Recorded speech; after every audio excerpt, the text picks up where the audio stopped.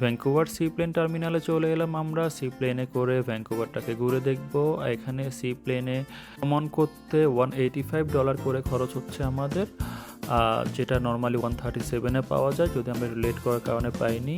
So normal সব প্লেনের মতোই আমাদেরকে ফর্মালিটিস করে বোর্ডিং পাস নিয়ে আমাদেরকে প্লেনে উঠতে হচ্ছে। এখন প্লেনের দিকে যাচ্ছি, আর সেটা আমাদের সাথে যারা আছে সবাই।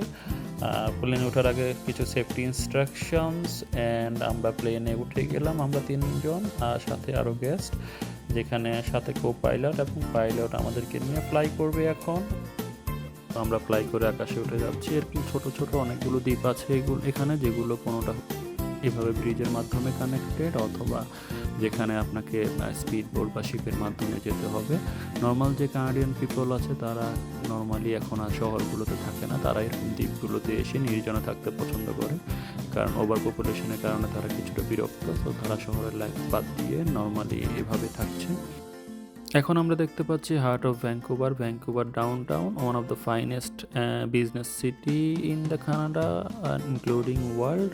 আর এদিকটাতে হচ্ছে আবার হাউজিং, নর্মাল পিপল এখানেই থাকে।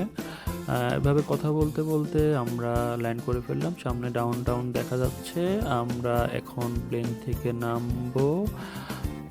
আমাদের 30 মিনিটসের প্লেন ট্যুর এখানেই শেষ হলো। আশা করি আপনারা এনজয় করেছেন। আজকের জন্য এখানেই সমাপ্তি। আরও ভিডিও নিয়ে ইনশাল্লাহ আপনাদের সামনে হাজির হব। আল্লাহ হাফেজ।